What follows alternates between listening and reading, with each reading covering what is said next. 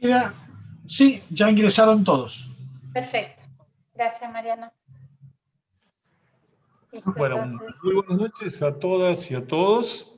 Es para mí un enorme honor entrar a la sala que nos ha preparado la decana de la Universidad Nacional de Mar del Plata, de la Facultad de Derecho, la doctora María del Carmen Ortega. Querida Maica, muchísimas gracias por recibirnos en tu casa para desarrollar esta actividad, que es la segunda sesión del Seminario Internacional que desarrollamos la Unión Sudamericana de Corresponsales junto con la UNESCO, la Corte Suprema de Justicia de la República del Paraguay, la Universidad Nacional de Mar del Plata a través de la Facultad de Derecho, y un amplio marco de organizaciones que auspician y que nos acompañan, como la Universidad Complutense de Madrid, el Instituto de Periodismo Preventivo y Análisis Internacional de Madrid, y una gran cantidad de organizaciones de la sociedad civil que se han enganchado con nosotros. En el día de hoy nos están acompañando disertantes de primera línea, y casi no hace falta decirlo porque son conocidos en nuestro país, son conocidos en la región, son conocidos en el marco internacional ampliamente. Además de, voy a decirlo con tono local, porque mi ciudad adoptiva es la ciudad de Mar del Plata, además de nuestra decana, la querida Maica Ortega, nos va a acompañar también el licenciado Alejandro Di Giacomo, que es el presidente de la Asociación de Corresponsales Extranjeros en la República Argentina, ACERA, es el coordinador de la carrera de periodismo de la Universidad de Palermo en Buenos Aires, y es el editor de ANSA Latina, que es el servicio latinoamericano, el servicio en español de la agencia italiana de noticias ANSA, que es una de las agencias más importantes que distribuye información en varios idiomas en la aldea global. Y el otro disertante es José María Costa, que además de ser abogado, ser doctor en abogacía, ser catedrático, ser periodista, ser el director de transparencia de la Corte Suprema de Justicia de la República del Paraguay, es también el autor de varios trabajos sobre acceso a la información, no solo de carácter académico, sino también de carácter periodístico, que se han distribuido en el mundo. Así que, hechos estos comentarios, Maica, dueña de casa, te pido que nos des la bienvenida y luego será tu turno para poder disertar. Gracias. Bueno, gracias, Ricardo. Muchas gracias a todos y a todos quienes están participando de esta reunión, de esta segunda reunión. Muchas gracias a Alejandro Di Giacomo y a José Costa. Un gusto enorme conocerlos, aunque sea virtualmente. Es la nueva forma de decir que nos conocemos personalmente. Gracias, Ricardo, por esta oportunidad importante para nuestra facultad. Y bueno, espero que lo que siempre deseo en estas reuniones, que la pasemos bien, que aprendamos, que podamos pensar y reflexionar acerca de lo que escuchemos. Creo que es la finalidad de cualquier reunión que tengamos en la academia. Así que muchísimas gracias. Gracias a vos, Maica. Alejandro, llegó tu turno. Adelante.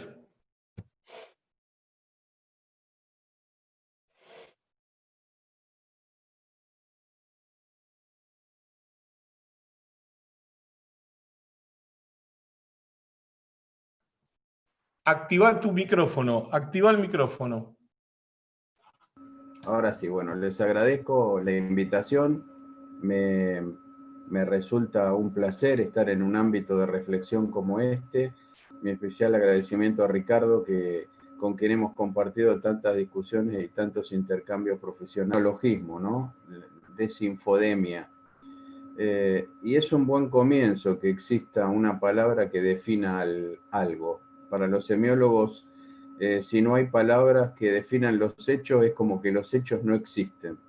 Aunque la palabra es siempre un vehículo imperfecto que no logra definir con precisión muchas veces los fenómenos. Pero por lo menos con esta situación que es para mí una crisis social, que es una pandemia de desinformación, por lo menos ya hay una palabra y eso ya nos invita a reflexionar y a pensar sobre un fenómeno que está muy, muy vinculado, aunque no es únicamente fake news, pero las fake news son un poco la atracción de este fenómeno de desinformación que invade el mundo y que también se potenció o quedó más en evidencia con la otra pandemia, con la del COVID-19.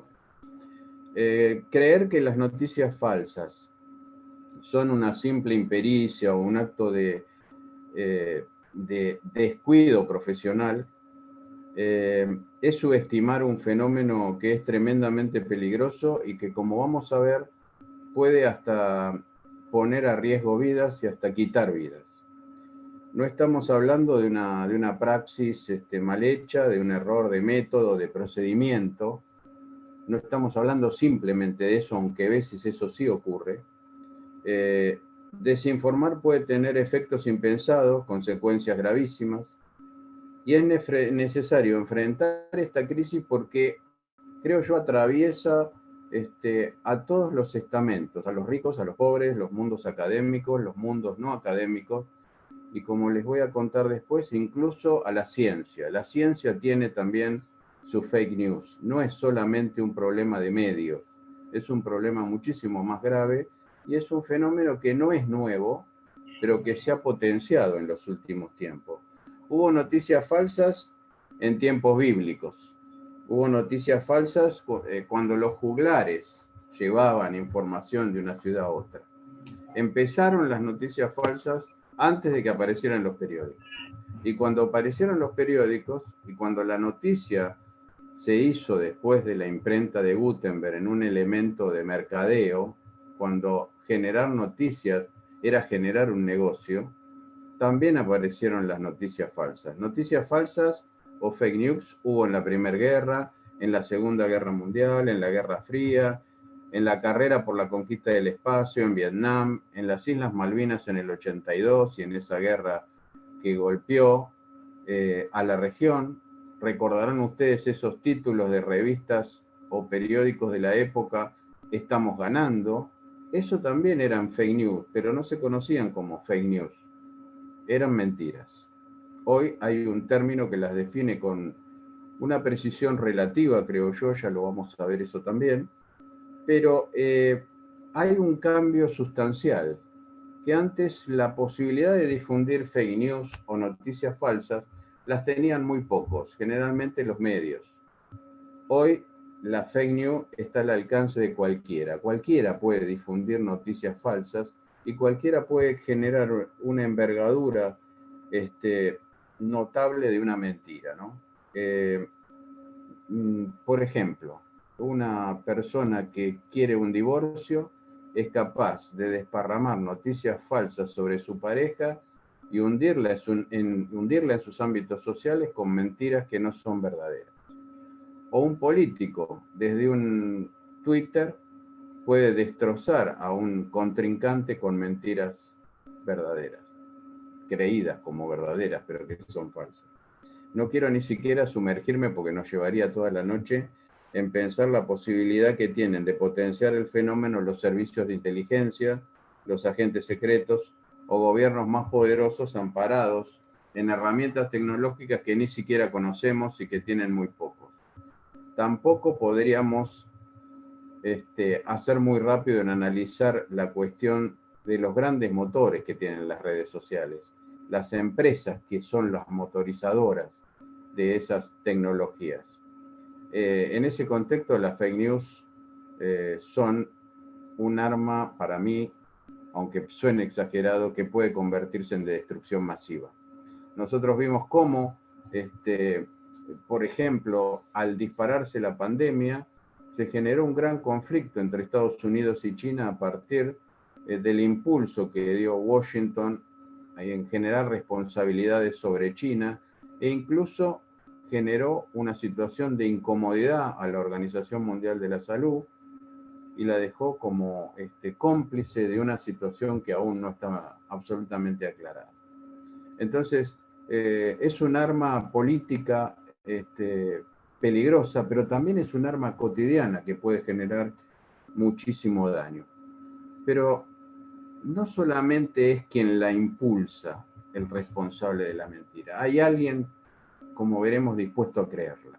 Y eso también es un motor que las motoriza. Una investigación del Instituto Tecnológico de Massachusetts, por ejemplo, hace un mes atrás, confirmó que las noticias falsas se extienden mucho más rápido que las verdaderas y las reales. El trabajo del MIT analizó 126.000 historias difundidas en Twitter entre 2006 y 2017. Con más de 4 millones y medio, el equipo utilizó evaluaciones de 6 organizaciones independientes de verificación de datos para clasificar la verdad o la falsedad de estas historias. Y también estimó que existen, este es otro elemento que las potencia, 40 millones de bots. Bots son esos programas que replican de manera mecánica los tweets, ¿no? 48 millones de bots en Twitter y 60 millones en Facebook. Es decir, motores potenciando aún más esas fake news. Pero hay algo curioso del estudio. Descubrió que los humanos, y no los bots, a pesar del mecanismo, son los principales responsables de la difusión de esa información engañosa, los humanos. Y que las fake news tienen un 70% más de posibilidades de ser replicadas que las noticias verdaderas. O sea, se replica un 70% más de veces una noticia falsa que una verdadera. Lo curioso es que estos resultados se cumplen incluso a pesar de que las personas que habitualmente difunden rumores falsos tenían mucho menos seguidores que los que difundían noticias verdaderas. Esto es complejo entenderlo, ¿no? Y yo me remito a 1800 en una extraña parábola de los contenidos que elaboró Émile Durkheim, un sociólogo francés de mucho prestigio, un precursor en explicar los fenómenos sociales como algo que está por encima del individuo, ¿no? Superar la barrera del individuo y analizar los fenómenos en términos sociales, que es lo que ocurre con las redes sociales. En la actualidad las sociedades están inmersas en esos fenómenos que son colectivos. De algún modo estamos en presencia de un proceso similar, pienso yo, a las religiones, como las definía Durkheim, ¿no? Durkheim trabajó mucho el tema de las religiones y esbozó el rol de las creencias en las sociedades de 1800. Las fake news, me parece a mí, cumplen un rol similar a esos relatos religiosos de 1800. Lo cierto es que ambos tienen algo en común. En la religión y en las noticias falsas hay individuos que están dispuestos a creer en el mensaje. Si no, no funcionarían. Y más aún, igual que en las religiones, como lo describía Durkheim, hay individuos que necesitan creer en esos mensajes. Lo que estamos diciendo es que hay individuos que necesitan creer en las fake news y hay individuos que necesitan creer que ese mensaje es real. En la mirada de Durkheim, la esencia de la religión sería inspirar a los hombres, y esto también tiene una actualidad tremenda, a una fanática adhesión a grupos parciales. Me adhiero, decía Durkheim, al grupo religioso que me identifica y considero el enemigo, el rival al que debo vencer y, si es posible, borrar de la faz, al que cree distinto a mí. Esto seguro les suena, si sacamos el eje de la religión, les debe sonar particularmente familiar en estos tiempos de dicotomías exacerbadas, ¿no? Podríamos hablar de demócratas y republicanos en este momento en los Estados Unidos en un año electoral. Podríamos ir un poquito atrás y hablar de Brexit y Stop Brexit. en el Reino Unido. Podríamos hablar de un fenómeno actual también, a pesar de la pandemia, migración o antimigración en Europa. Podríamos hablar en Latinoamérica de infinidad, ¿no? De grietas o de dicotomías. Prefiero no mencionarlo porque tendríamos que ir país por país mencionando particularidades, ¿no? Pero la grieta, que es un término tan de moda entre los argentinos, en definitiva, y que es una situación que se repite a escala global, los unos y los otros, podríamos, parafraseando al cine, decir, requiere una fantástica adhesión a algo que es mi parte, como decía Durkheim, mi religión, y el resto es el enemigo al que hay que destruir, ¿no? En el medio de esa pendulación de los unos y los otros, aparecen las fake news, las noticias falsas, al servicio de una u otra causa, ¿no? De destruir al otro y de potenciarme a mí. Entonces, no es fake news un fenómeno tan sencillo, se inserta desinformación también, ¿no? Fake news más desinformación se inserta en esta dicotomía. Voy a citar a un danés difícil de pronunciar, que es Søren Kierkegaard, que es el padre del existencialismo, y él decía algo fantástico que viene a cuento. Existen dos maneras de ser engañados. Las fake news nos viven engañando, ¿no? Decía Kierkegaard. Existen dos maneras de ser engañado. Una es creer lo que no es verdad y la otra es negarse a aceptar lo que sí es verdad. Entonces, las noticias falsas pendulan en esta dicotomía tan propia de los seres humanos. Lo que quiero decir es que es necesario que en el otro extremo de la noticia falsa exista alguien que quiera creerla o que la necesite. Si no, no funcionaría. Se trata de algo más que una noticia errónea. La mayoría de las veces es errónea deliberadamente, ¿no? Volvemos a lo que decía al principio. Hay una intención de desinformar habitualmente en las fake news. Hay algo que es deliberadamente falso y no accidentalmente falso. Entonces yo creo que hay un término falaz en esto de noticia falsa. Me inclino más a pensar, como lo definen los franceses, como una noticia falseada, porque lo falseado suena más a intencionalidad de dañar o a intencionalidad de desinformar que lo falso. Lo falso de pronto podría ser algo equivocadamente falso, y ahora vamos a ver algunos ejemplos que nos demuestran esto. Creo que en general, aunque hay fake news accidentalmente erróneas, la mayoría de las fake news o las que nos ocupan como proceso de desinformación, en general lo que buscan es deliberadamente desinformar, confundir o generar una impresión del otro que no es la real.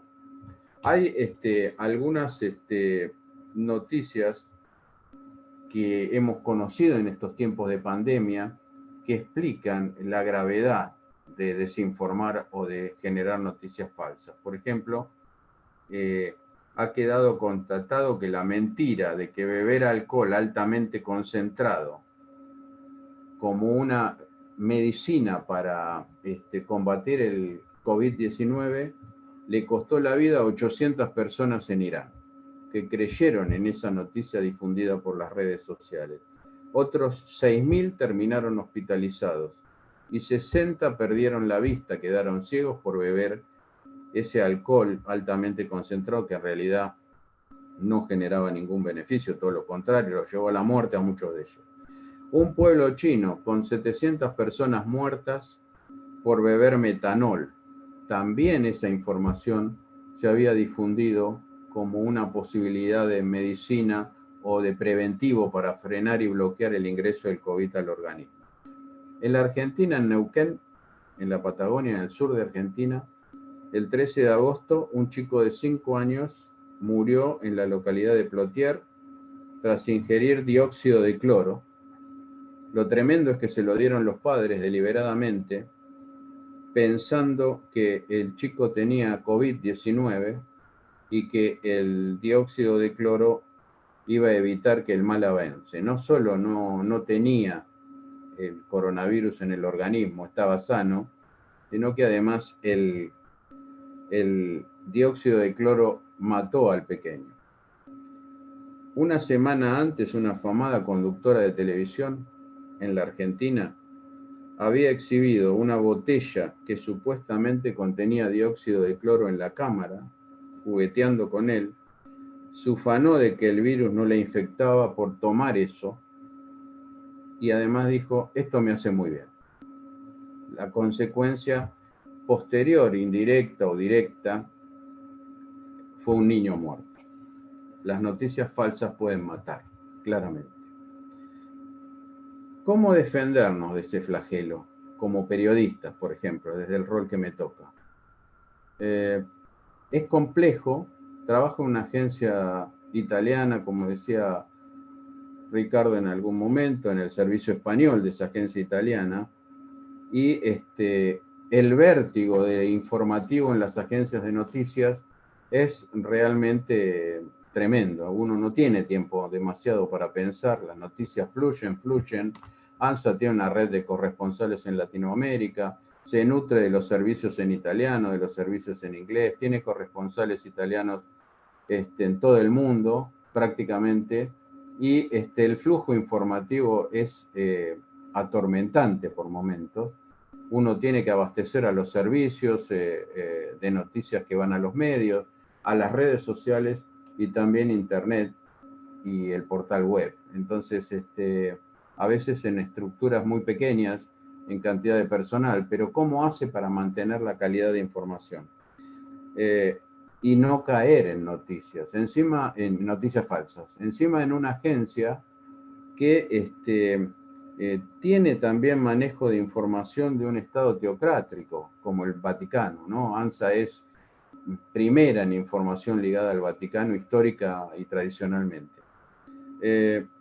Entonces la agencia lanzó un sistema de seguimiento de noticias que se basa en programas, no voy a entrar mucho en detalle, pero son programas que se usan en el mundo de las finanzas y que permiten al lector de las noticias tener el sello de calidad, es decir, tener el origen de donde provienen esas noticias.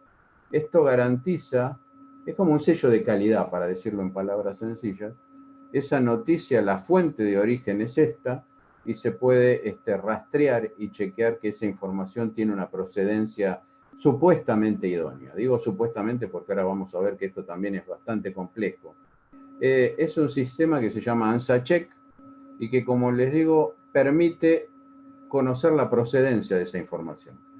Igualmente, antes de estas tecnologías, me contaba un editor experimentado, ANSA está vacunada de antemano por la tradición que trae, porque se busca siempre imparcialidad más que objetividad. Y hay una palabra italiana que es completenza, que es completar la noticia, no segmentarla, que esté todo lo más posible para su interpretación. Ese es un ADN que tiene la agencia y que proviene de antes de las nuevas tecnologías. Pero aún así, las fake news pueden encontrar un reducto y un espacio para entrar, aún teniendo criterios de selección o de precisión. Y me remito a un caso conocido hace pocos días. El New England Journal of Medicine y The Lancet son los dos órganos de difusión de información científica probablemente más prestigiosos en el mundo. Funcionan desde poco después de 1820 y son un sello de calidad en cuanto a información médica y científica.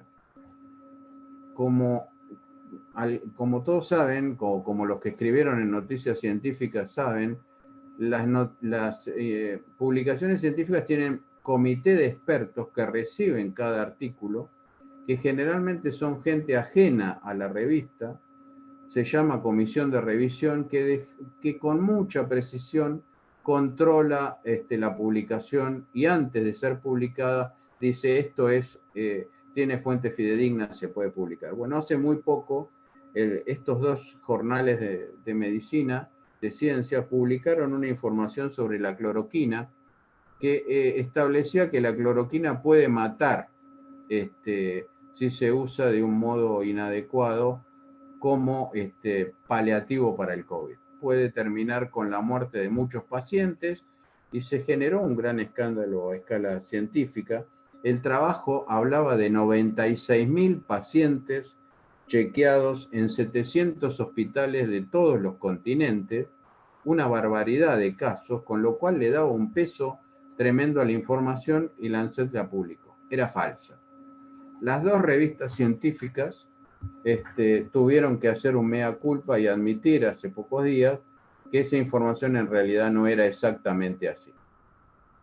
La había originado un científico de renombre en los Estados Unidos, una persona muy reputada de una entidad muy prestigiosa.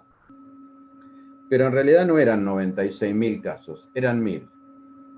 Y en realidad hubo un error por estrés, según explicaron las dos publicaciones. Parece irónico, es creíble el error por estrés.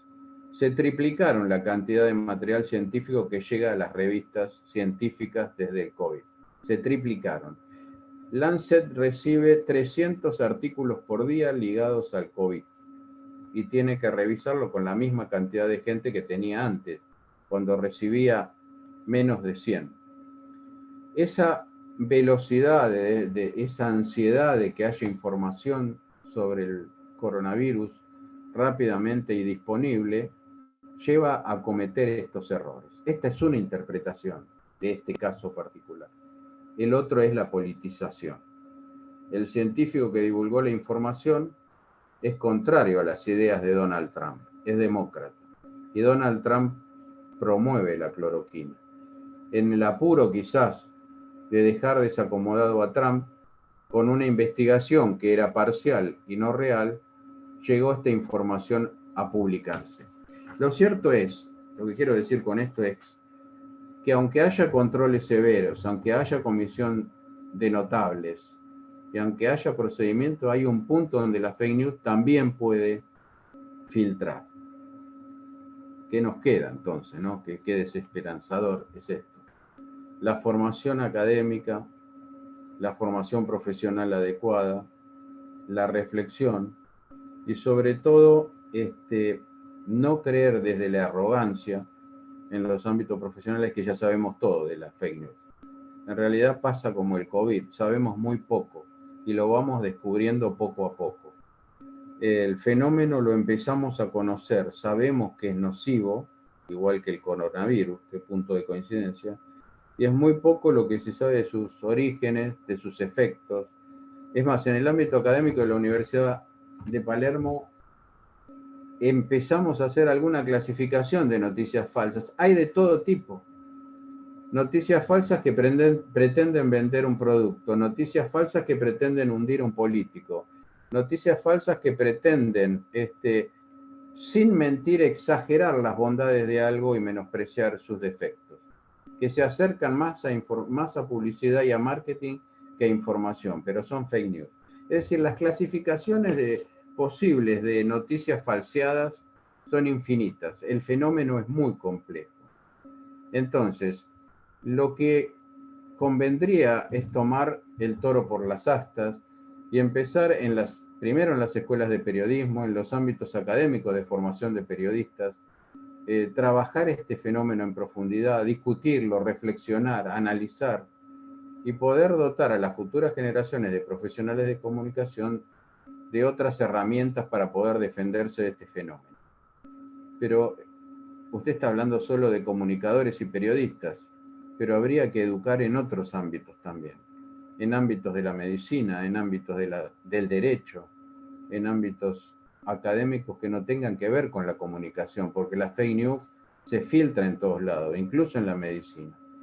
Entonces, así como alguna vez descubrimos que la educación sexual había que llevarla a la escuela primaria, porque eso evitaba problemas mayores, creo que las fake news también hay que llevarlas a la escuela primaria, capacitar primero a los docentes que conozcan también, porque ellos pueden estar informando fake news a las pequeñas generaciones, llevarlas a las escuelas secundarias y interpretar el fenómeno como realmente algo tóxico y peligroso. Creo que solo la educación es posible frenar esta pandemia de desinformación. Alejandro. Pero hay un riesgo en todo esto. Tiempo, Ale. Bien, digo esto y para cerrar. Hay un riesgo en todo esto.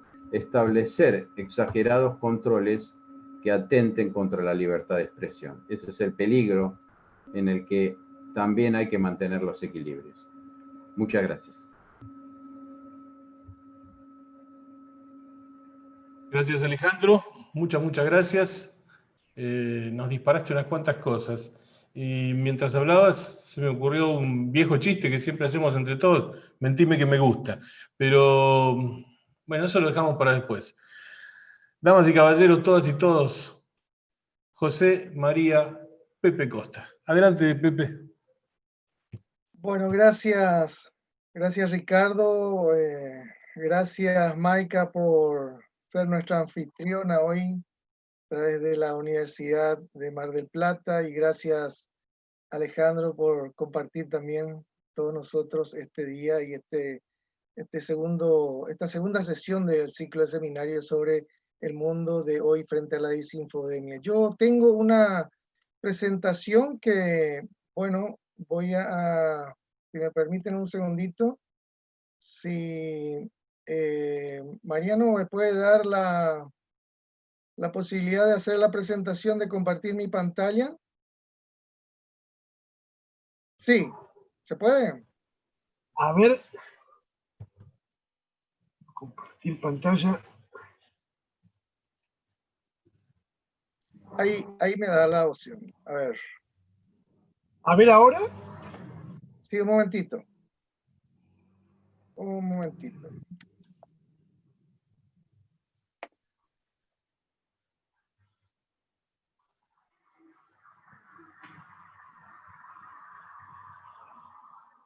Ahí estamos, ¿se ven?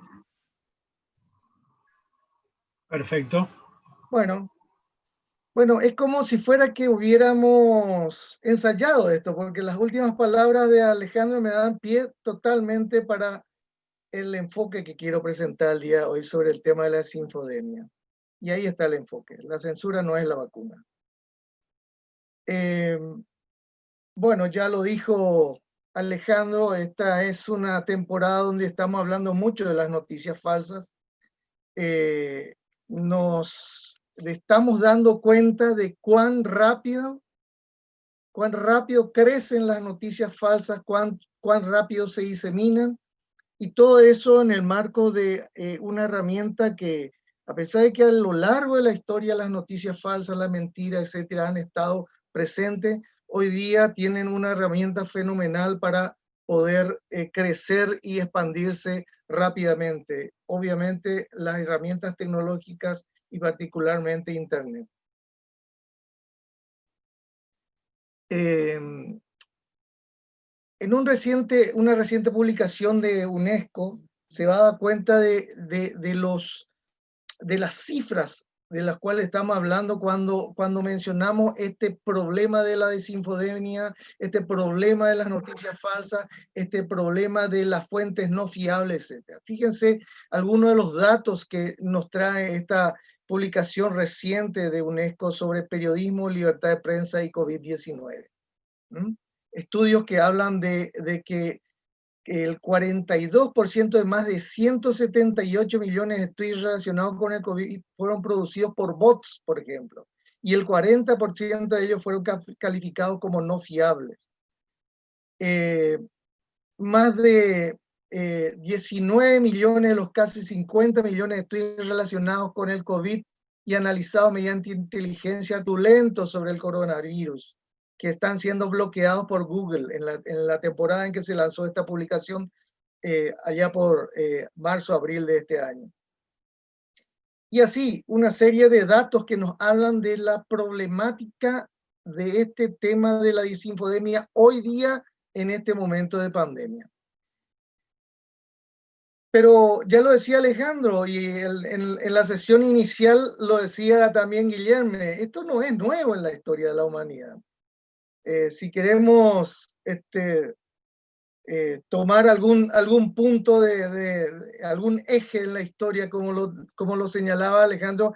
En la metáfora de Adán y Eva ya hay contenido de mentira. Podríamos hasta decir que Adán quizás haya sido la primera víctima de una fake news en la historia, según esta metáfora que pinta el cuerpo entero de cómo entra el engaño, la mentira dentro de la humanidad, dentro de la vida humana.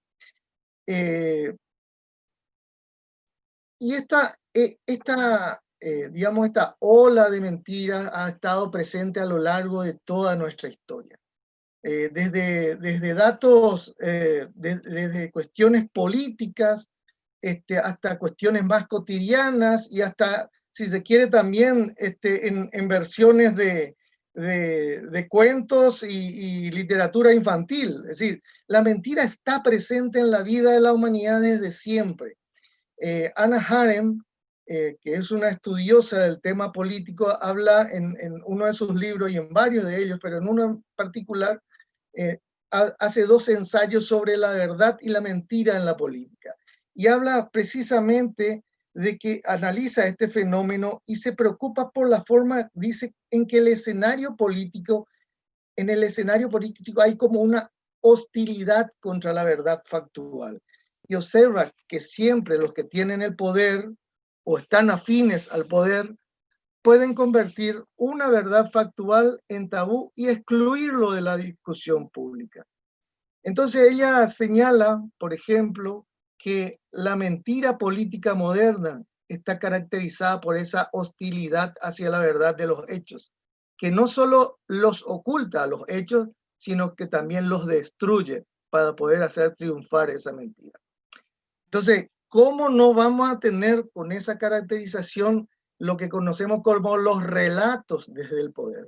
El relato X, el relato Z, por no ponerle otras letras. Todos los relatos de los grupos políticos que actúan desde el poder generalmente están caracterizados por esa manipulación de los hechos. A lo largo de la historia, obviamente, se habló que la información es poder, pero no solo la información es poder, se ha descubierto también, y esto tiene una presencia brutal, expandida hoy día, con esto que estamos hablando de que la desinformación es la herramienta para mantener y generar el poder que es la información. Entonces, a lo largo de la historia, el poder de la información está en manos de quien la oculta generalmente, o de manos de quien puede distorsionarla y utilizarla para beneficio propio. Así que esto es un tema que ha sido Kofi Annan, que señala muy bien no solamente el factor de poder de la información y el conocimiento, sino también el factor de que ambos, el conocimiento y la información, son herramientas liberadoras del hombre, de la persona. Por ello, obviamente, grupos, países, naciones, sociedades que son bombardeados con desinformación cada vez menos van a poder tener acceso al poder, obviamente, y también menos van a poder tener acceso a su propia liberación. Hoy la desinformación es la estrategia del poder de quien atesora la información.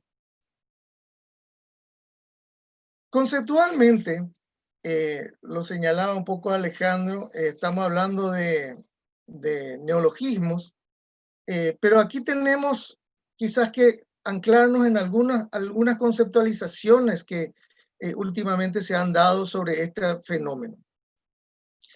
El concepto de la fake news, de la noticia falsa o de la desinformación está ligado exclusivamente a todo aquello que tiene no solo de falso, sino de deliberadamente falso con una motivación de causar un daño, de causar una intencionalidad. Es decir, existen errores, claro, pero los errores pueden no tener ninguna motivación, pueden ser errores por defecto en el trabajo periodístico, por ejemplo, pero sí, UNESCO, por ejemplo, cuando habla en el libro de Periodismo, Noticias Falsas y Desinformación, habla de tres tipos que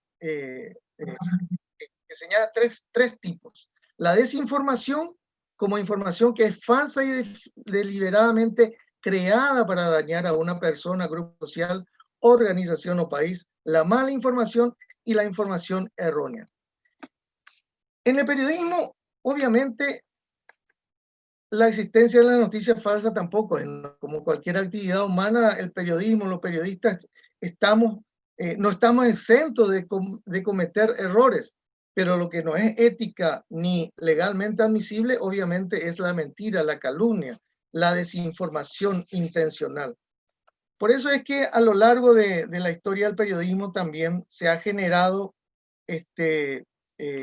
una corriente que tuvo un elemento clave en el caso del New York Times versus Sullivan, en una sentencia en la Corte Suprema de los Estados Unidos, donde el error cometido en una publicación fue, digamos, exculpado por la Corte justamente porque no podía comprobarse la intencionalidad, lo que se llama la real malicia, según esta doctrina jurisprudencial.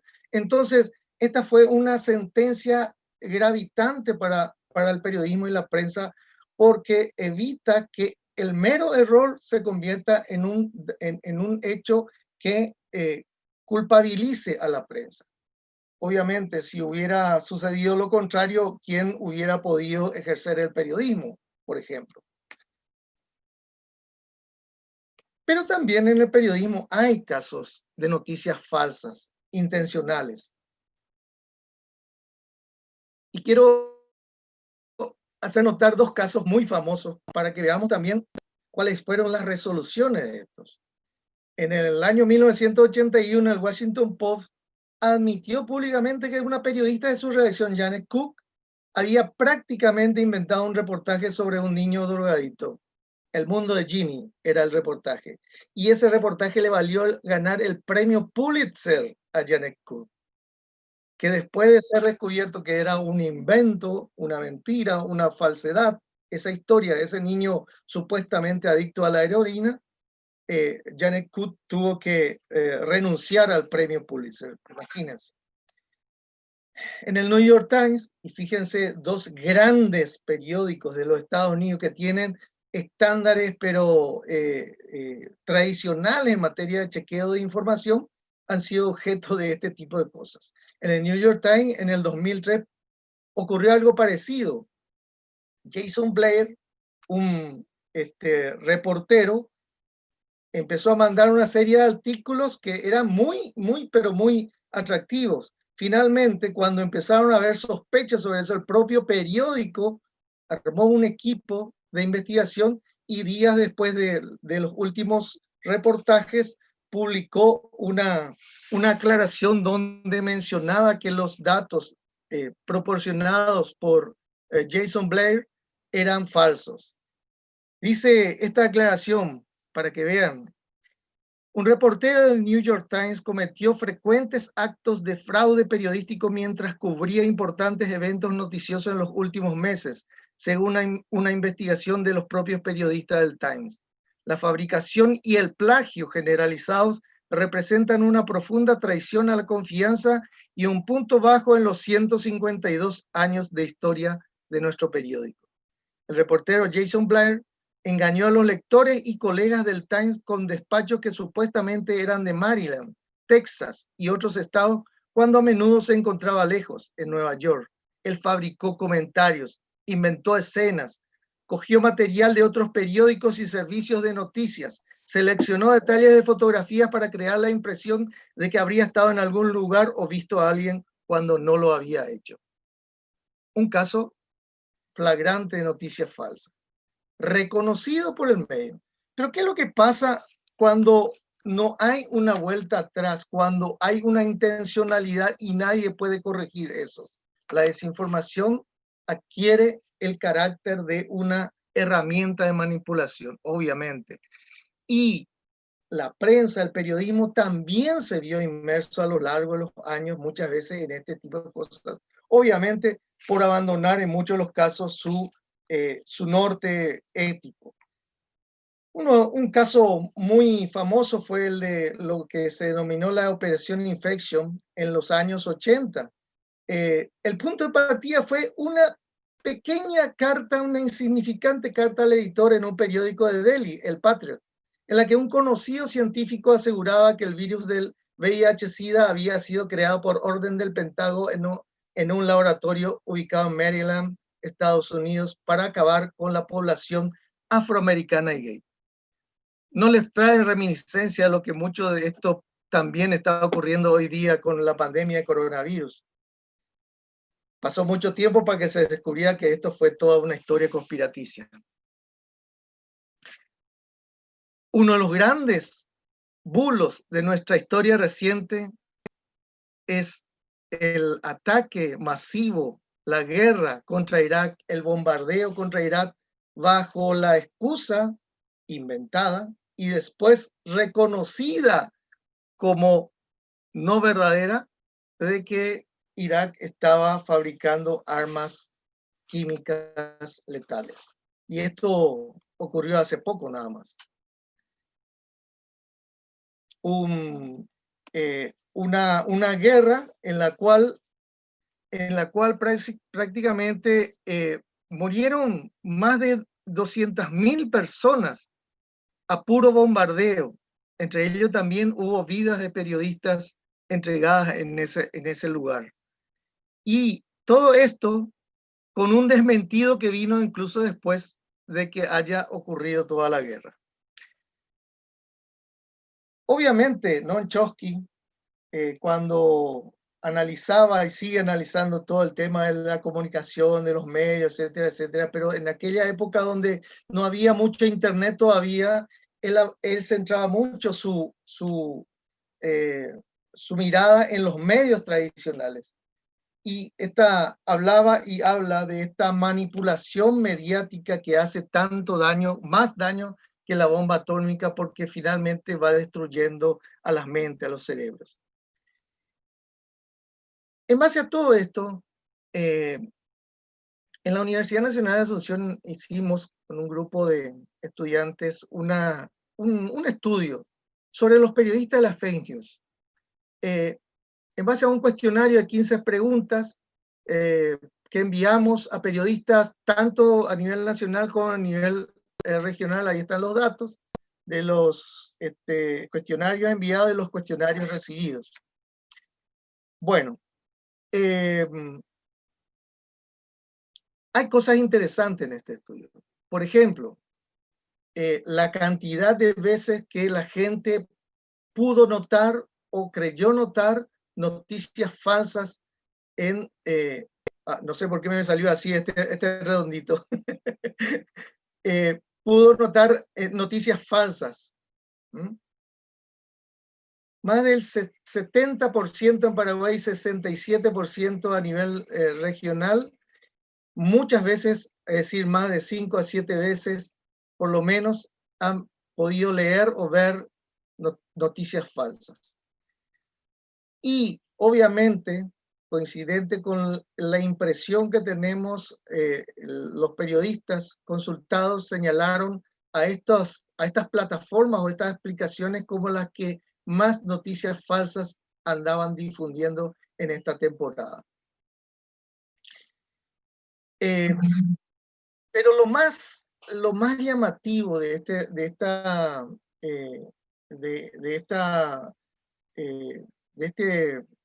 estudio es qué piensan los periodistas de cómo enfrentar esto.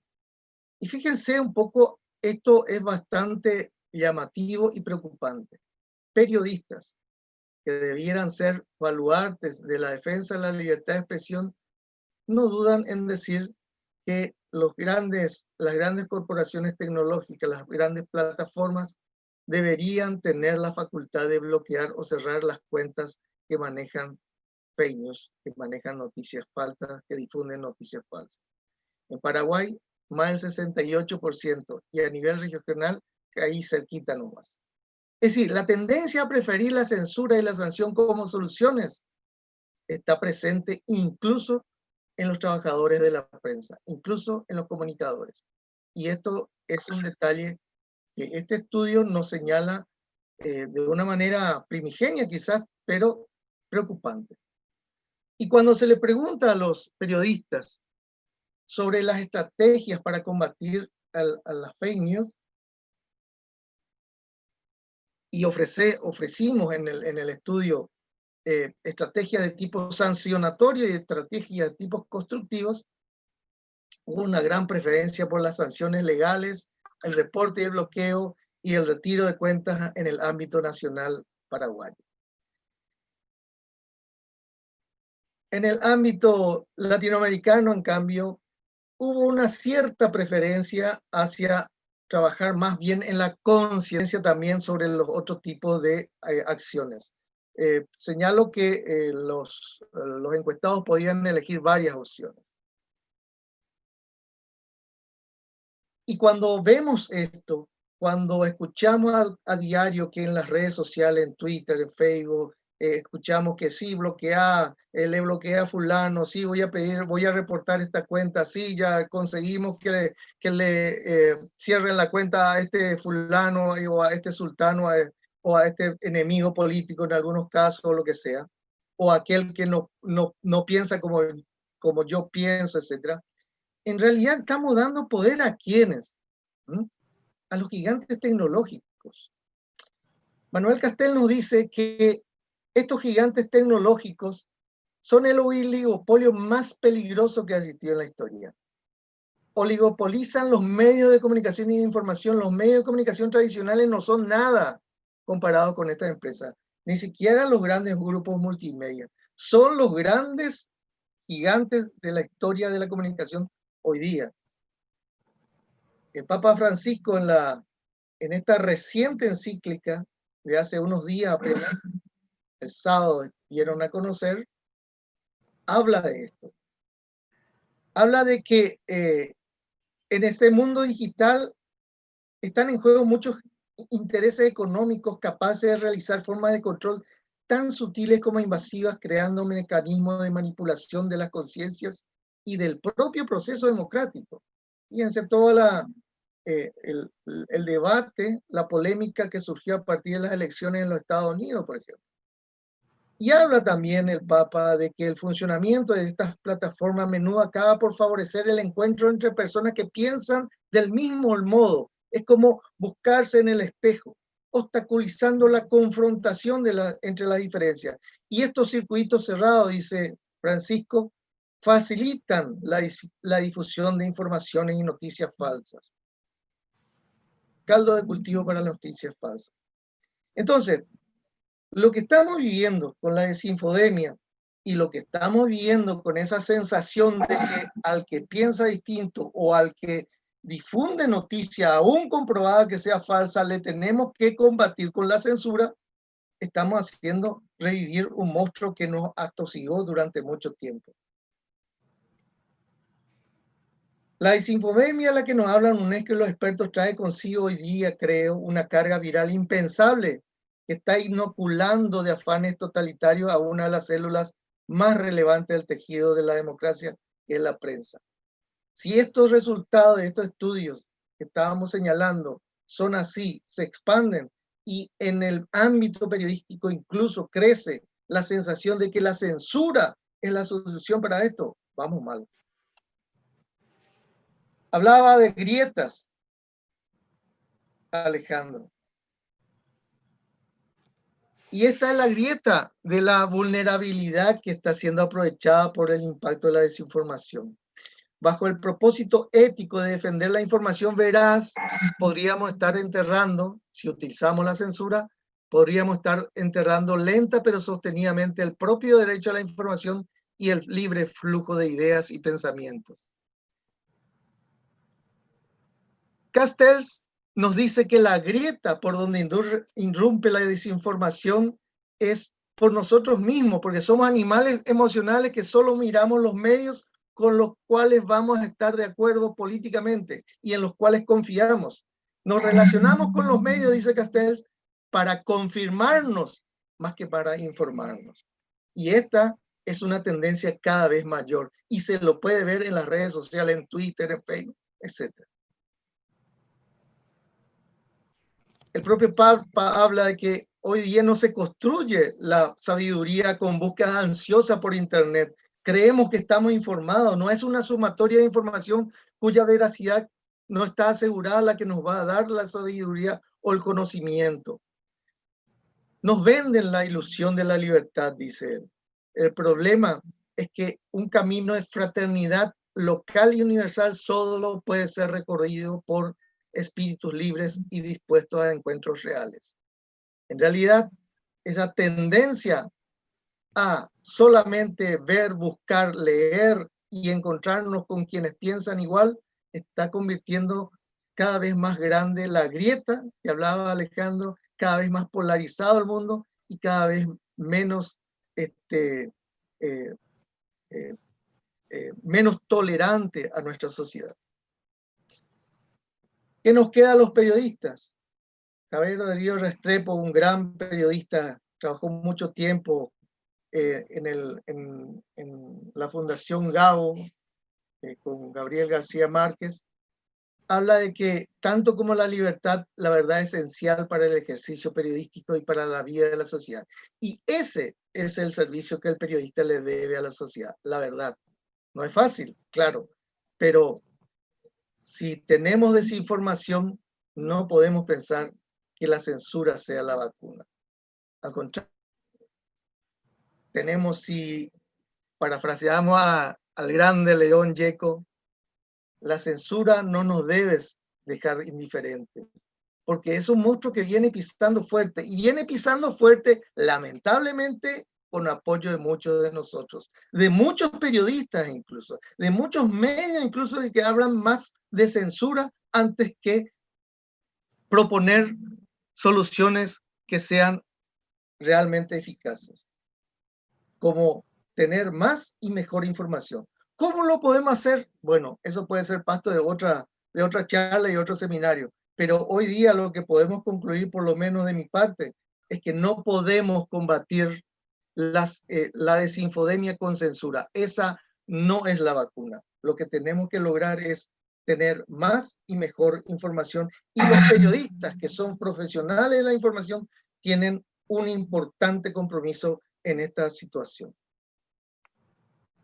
Es todo y gracias. Gracias a vos, Pepe. Realmente una exposición. Podemos volver a ver todos. Les cuento que en este momento tenemos solo en esta plataforma más de 80 personas conectadas. Es el canal de televisión que tiene la Corte Suprema de Paraguay, que entre otras cosas, lo que quiero destacar, cada acuerdo que tiene la Corte Suprema de Paraguay, los ministros la transmiten y tienen que explicar sus fallos mientras quien quiere verlo los ve. Es interesante, ¿no? Maika, llegó su momento, señora decana, amiga querida. Señores, Maika tiene la palabra.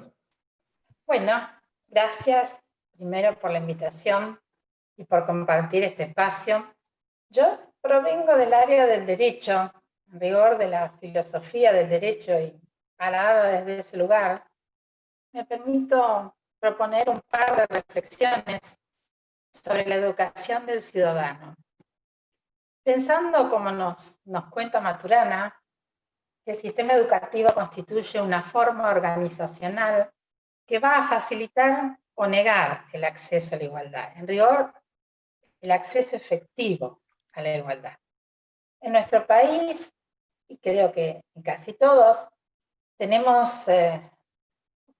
varias normas que en principio pareciera que fueron creadas para favorecer la transparencia y el acceso a la información pública.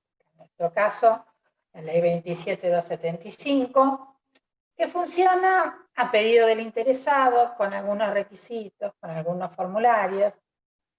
Y si bien este derecho a la información ha sido reconocido como derecho humano en varios instrumentos internacionales, como la Declaración de Derechos Humanos, la Declaración Americana de Derechos y Deberes del Hombre, pactos internacionales de derechos civiles y políticos, pero, siguiendo a Bobbio, para que los derechos civiles y políticos sean verdaderamente puestos a disposición de los individuos y por lo tanto puedan ejercerse, es necesario pensar en una democracia sustantiva, es decir, no meramente deliberativa o procedimental, que cumpla con determinados fines, un orden justo, la igualdad de todos los ciudadanos, la tolerancia, el respeto por la diversidad, entre otros. Claramente las sociedades cada vez van incorporando más elementos a este concepto de sociedad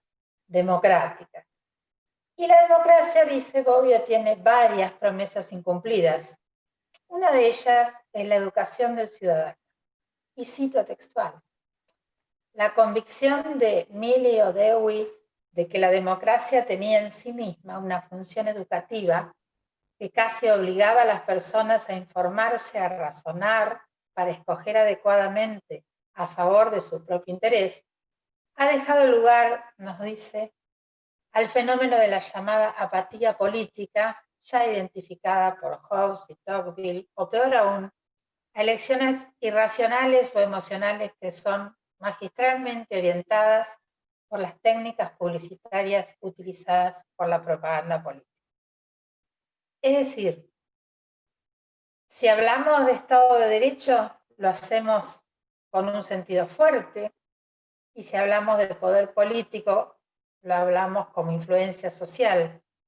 Si esto es así, conforme Ferraioli, Luhmann y tantos otros filósofos, la educación del ciudadano se impone. Obviamente que existen términos acuñados y repensados o recalculados o reinterpretados a principios del siglo XX, que ya no estamos utilizando de la misma manera, porque hoy en día participación, legitimación, representatividad ya tienen en cuenta otro individuo y otra sociedad. Pero cada día escuchamos más, sobre todo los políticos, a nuestros representantes, que todo se arreglaría buscando el consenso social. Creo que no hay gobernante, representante que cuando llegue al poder no diga que es necesario un pacto social. Lograr un consenso social como una herramienta para que la sociedad funcione. Claro, el tema es qué entienden ellos por consenso. Si pensamos en Habermas, no por quien llama al pacto social. Que el enunciado que hace un hablante sea comprensible, que el hablante sea fiable, que la acción pretendida sea correcta por referencia, ¿no?, a un contexto normativo vigente, y que la intención manifiesta del hablante sea en efecto la que lo expresa. Claro, estos aspectos, estas condiciones de validez, me parece que también funcionan para legitimar y sostener el Estado de Derecho. Pero para esto necesitamos convertir al individuo en un ciudadano que pueda ser actor y guardián del cumplimiento de sus derechos y garantías. ¿De qué vale que nos otorguen derechos? ¿De qué valen las garantías si nadie se entera, si nadie siquiera sabe que existen o cómo puede hacerlos ejercer? Claramente en América Latina contamos con grandes pensadores, con grandes educadores como Martín, Maturana, Freire, que a su vez conjugan la instrucción con la educación, pensando en el ciudadano. En Emociones y Lenguajes, en Educación Política, lo primero que se pregunta Maturana, y que a mí me parece re interesante, es ¿para qué sirve la educación? Y me parece interesante porque la noción de servir es una noción relacional, y por ende podemos hablar de un sistema educacional que para él configura un mundo en el que los educandos confirman en su vivir el mundo que vivieron en su educación. De modo que no es posible pensar la democracia sustantiva sin tener presente que para vivir en democracia, primero tenemos que educar para la democracia. Y que la educación es un proceso sin solución de continuidad, que no puede detenerse, sino por el contrario, profundizarse. Es central la formación del individuo como ciudadano, incluso para defenderse, por ejemplo, de las fake news, entre otras. Claramente los adverbios nos interpelan, ¿no? ¿Cómo, cuándo, dónde? Y si bien es cierto que desde hace ya varias décadas ya Sartori nos habló de las sociedades teledirigidas, hoy quizá tendríamos que emularlo y decir que son sociedades ciberdirigidas hacia un homo videns. Es verdad que cada vez que el efecto de los más medios sobre el individuo nos puede lograr influir no solo en nosotros, sino también en nuestro grupo social y en toda la sociedad. Esa sociedad teledirigida o ciberdirigida propone un nuevo esquema de comunicación social en que la sociedad pasa a ser una sociedad audiovisual, donde el canal y el código de comunicación se configuran en redes de comunicación cibernética. Esto genera tanta subinformación como desinformación, porque siempre está ocurriendo lo mismo. Quienes detentan el poder hacen el recorte y queda para su análisis, pienso, que habrá sido así el debilitamiento de los partidos políticos provocó la gran presión que los medios ejercen sobre el recorte de la información, o si fue al revés, si la existencia de estos medios de información masiva terminaron debilitando a los partidos políticos. A mí me resulta muy clara la paradoja de una teoría política que exige cada vez más participación política del ciudadano en una sociedad en la que el ciudadano se encuentra cada vez más ciberdirigido o ciberdirigida su opinión. Es más, se habla de preformadas opinión públicas. No sé si alguna vez alguien nos podrá decir si alguien le ha hecho una encuesta para ver qué piensa sobre tal o cual tema. Pero claramente al incremento del demopoder debería corresponder un aumento igual de demosaber. Ahora, en general las normas que vemos acerca de la transparencia de la información pública atienden a la que yo creo es casi la menos importante de las informaciones. Porque en general atienden básicamente a ver el patrimonio de un candidato, el patrimonio a nombre de él, que no significa que sea su patrimonio total, antes de asumir y después de asumir. La verdad que, más allá de los problemas de corrupción, esta lectura de estas declaraciones juradas que hacemos todos los funcionarios y que también hacen los políticos, es una información que cuesta obtener, que hay que pedirla, que hay que llenar formularios, que hay que perder el tiempo para terminar más, ¿no? Porque es como si hubiésemos, como si creamos una fantasía en la que millones. Que esto lo que quiero como un miembro activo de un Estado, como un integrante de la esfera pública. Siempre hablamos, sobre todo cuando estamos cerca de las elecciones, todas las veces nos pasa lo mismo. Hablamos de las listas sábana, de la completa ignorancia de quienes las integran. Y sabemos que esto ocurre y nadie hace nada. Es decir, de los temas que le importan a la sociedad, nadie sabe qué piensa, creo que ni el número 1, pero muchísimo menos el número 25. Más allá de que según cada sistema electoral y según los distritos, a lo mejor hay listas de 35 candidatos y listas que tienen 5. Pero la verdad que de los temas importantes, de los temas que a la sociedad le importan, por ejemplo, sobre cuestiones de género, sobre el aborto, sobre la diversidad, sobre la inmigración, ninguno tiene idea de lo que piensan nuestros representantes. Y entonces, lo único que podemos decir es que hemos puesto a un señor en un escaño o a una señora, o adherimos a ponerlo en un lugar, y nada más.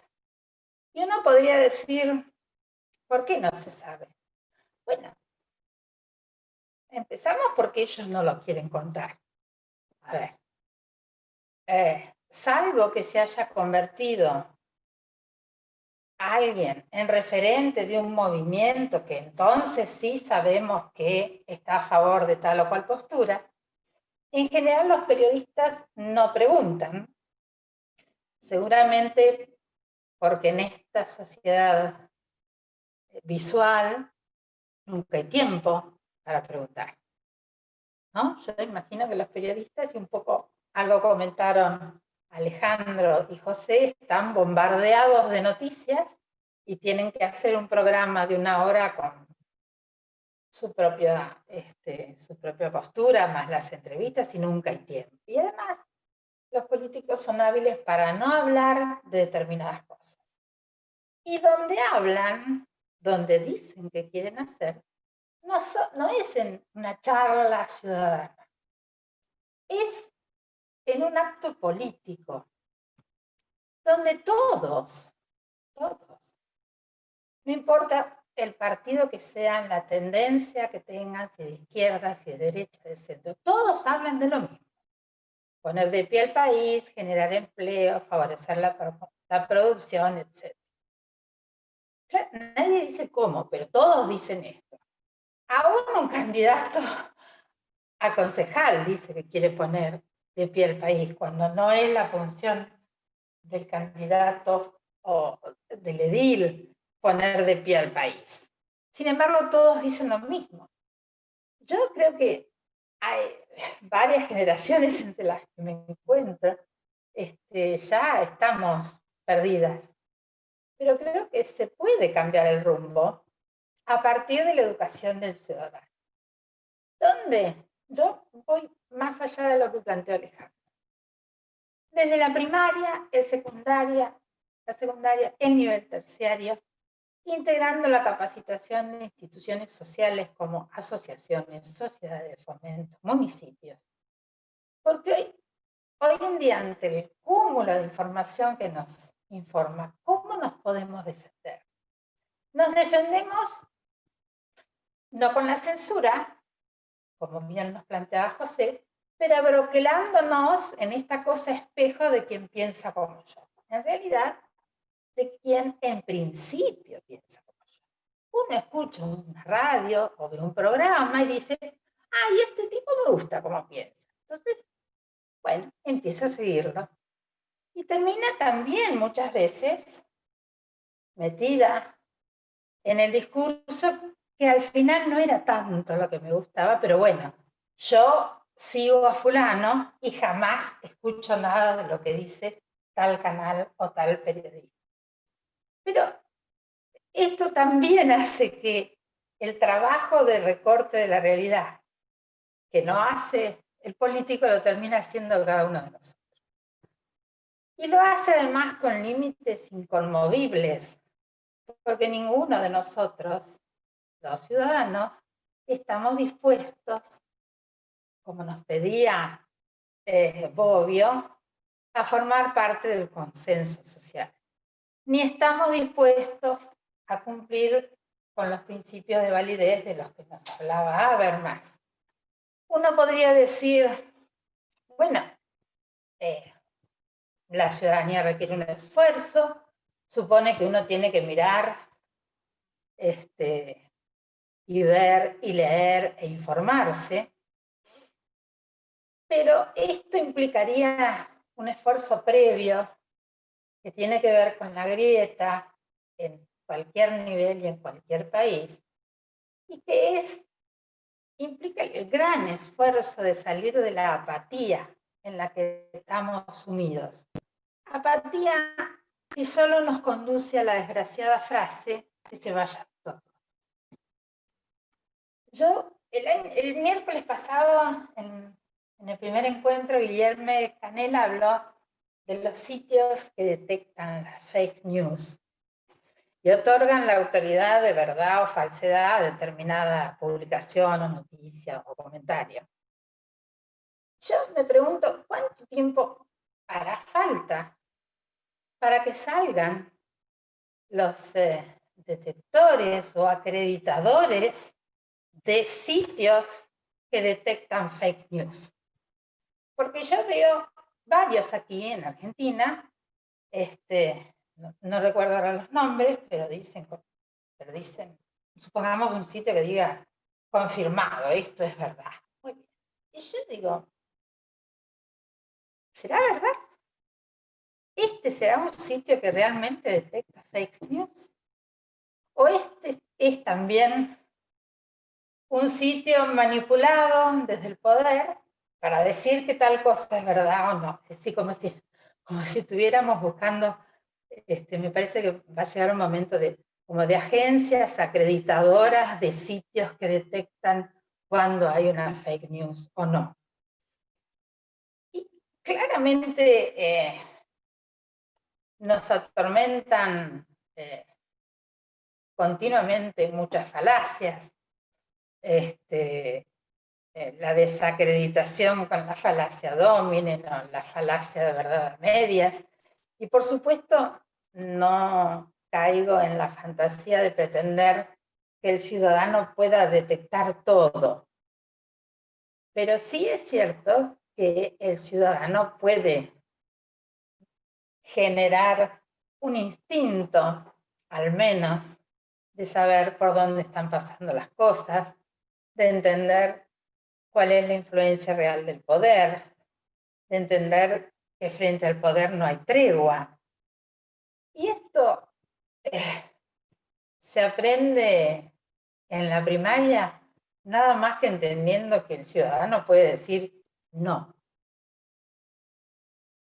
que puede decir no quiero esto, yo tengo derecho a otra cosa, aún cayendo en situaciones complicadas, como puede ser hasta la desobediencia civil. Nosotros en este momento en Mar del Plata estamos en una fase 3 respecto de la COVID y se supone que los restaurantes no pueden abrir y que solo pueden tener los cafés mesas afuera. Y la verdad es que de golpe todo el mundo dijo, yo abro el restaurante igual. Y la gente va y nadie hace nada. Seguramente producto de un agotamiento, de un cansancio, seguramente también producto de toda esta desinformación que nos rodea. A mí me parece que la desinfodemia no la podemos solucionar con más información. Yo creo que la desinfodemia se puede, no digamos evitar, pero al menos morigerar con más educación ciudadana. El ciudadano tiene que saber que puede pedir explicaciones, que puede ser oído, que es su derecho que lo escuche. Yo creo que si el ciudadano fuera así, si tuviera esta postura frente al poder, seguramente, bueno, nuestros representantes, por interés, no por ética, pero sí al menos por interés, intentarían aflojar un poco con el dominio de la desinformación para tenernos a todos en la más absoluta apatía, con una única palabra en la boca que es que se vayan todos. Bueno, muchas gracias. Fortísimo, Maika, la verdad, impresionante. No se estila en los Zoom el aplauso, porque no tiene el mismo sentido el aplauso, ni es tan lindo el aplauso virtual. Es una cosa diferente. Realmente planteaste algo muy fuerte, que es quién vigila a los que vigilan. Esto es un dato formidable. Te digo que en la Argentina el portal de fact-checking, es decir, de chequeo de información más importante que hay, es chequeado.com, que forma parte de una organización global, que es una suerte de consorcio que se tuvo que impulsar muchísimo más a partir del inicio de la COVID, para detectar este tipo de situaciones. Nos vamos acercando muy rápido a la hora del final, a la hora del cierre. Yo estoy viendo lo que nos está llegando al chat y debo decirles, Maika, Ale, Pepe, estuvieron estupendos, la gente los aplaude, ninguno les dice cosas feas, nadie los desaprueba, y eso realmente, no sé si es muy bueno o es muy malo, pero verdaderamente han tenido aprobación. Yo quisiera decirles que hay posibilidad a quienes nos acompañan de 2 preguntas, 3 preguntas y no more, o say no more, como dice Charlie, porque el tiempo se nos va. Así que si alguno lo tiene, por favor que me lo haga saber de alguna manera, a través del chat, tal vez, como para que podamos darle lugar a la pregunta. Si lo desean, por favor. Mientras tanto, les voy diciendo algunas cosas que me fueron surgiendo como emergencias a partir de lo que fueron diciendo nuestros, como dice alguno aquí, excelentes disertantes. Cuando visité la casa de Gutenberg en Maguncia, long time ago, ahí pude entender qué había pasado. Los alemanes no querían contar mucho cómo era esta historia de Gutenberg. En realidad, Gutenberg era el hijo de quien imprimía la moneda del reino al que pertenecía Maguncia por entonces. El hijo, que desde pequeño lo acompañaba a su padre al trabajo, en realidad inventó los tipos móviles sobre madera para poder simular que eran libros importantísimos, que en realidad eran falsos, y venderlos en el mercado a precios increíbles. O sea que el gran invento de los tipos móviles y de la imprenta, que revoluciona la cosa, fue el inicio de una estafa. Esa fue la intención que tenía don Gutenberg, que incluso fue sometido a un juicio que fue bastante contado en las historias que se circulan por Alemania, y que fue condenado incluso. Pero además fue condenado por la Iglesia porque el primer libro que falsificó fue la Biblia. Es una cosa interesante. Cuando estábamos hablando cuando Maika nos explicaba estas cuestiones de filosofía del derecho, alguien dijo alguna vez que la democracia no es una cuestión de consensos, sino de gestionar los disensos. Esto me parece realmente fuerte, porque en general todos llegan y proponen el consenso para unificar a los unos y a los otros y poder trabajar sin demasiados aprietes. Pensaba también en que, por lo menos desde lo personal, trato de levantarme cada mañana pensando que libertad y democracia son 2 asuntos pendientes. Porque todos los días podemos ser más libres y todos los días podemos ser más democráticos. Ahora, si nos conformamos en decir, bueno, ya alcanzamos la democracia, ya alcanzamos la libertad, es muy probable que la libertad se nos transforme en un paisaje, la democracia se nos transforme en un paisaje y no nos demos cuenta que el paisaje ha cambiado. Un ecosistema que no nos dé respuestas. No me ha llegado ninguna pregunta, lo que quiere decir que es muy probable que ya a esta hora muchos y muchas estén con ganas de cenar, cosa que a mí también me sucede. Supongo que a Pepe y a Alejandro les pasa lo mismo. También puede ser que todo lo que ustedes hayan dicho haya sido tan profundo que los deje a todos reflexionando. Aquel que quiera enviarnos preguntas en la semana que lo haga, no hay problema. Y les cuento, les adelanto que este alojamiento que nos está dando la Facultad de Derecho de la Universidad Nacional de Mar del Plata nos va a tener como visitantes 2 semanas más. El miércoles próximo, entre las 17 y las 18:30, vamos a tener 3 disertantes. Mauricio Weber Barahona, de Chile, es uno de los mejores periodistas de investigación de Chile, es uno de los periodistas más amenazados de Chile, es uno de los periodistas más perseguidos de Chile y es el presidente de la Unión Sudamericana de Corresponsales. A tal punto llegaron sus persecuciones que algún 31 de diciembre me han mandado imágenes con un grupo de carabineros acompañándolos en su casa porque le habían destrozado toda la casa, esas personas que siempre hay para todo tipo de cosas. Así que levantando las copas, incluso con los carabineros, que terminaron cantando la Internacional porque todos habían bebido un poco demasiado. Nos va a acompañar también Augusto dos Santos, de Paraguay, que es el director periodístico del Grupo La Nación, un periodista de larga data, que fue uno de los más importantes capacitadores de periodistas, con ALER, que era la Asociación Latinoamericana de Enseñanza Radiofónica, allá por los años 70, cuando todos éramos un poco más jóvenes, yo tenía incluso hasta cabello. Y nos va a acompañar también Javier Bernabé Fraguas, que es un académico y docente de la Universidad Complutense de Madrid, que es un tipo que se las trae y para escucharnos. Yo, Maika, una vez más te quiero agradecer esto que nos permitís, es entrar a tu casa, estar en la Universidad Nacional de la ciudad que elegí para vivir, en la Facultad de Derecho de la ciudad que elegí para vivir. Te quiero agradecer, Alejandro, que nos hayas acompañado. Te quiero agradecer, Pepe. Mañana igual a las 7:30 de la mañana vamos a estar conversando, como solemos hacerlo. Hablamos muy temprano, 7:30 estamos siempre.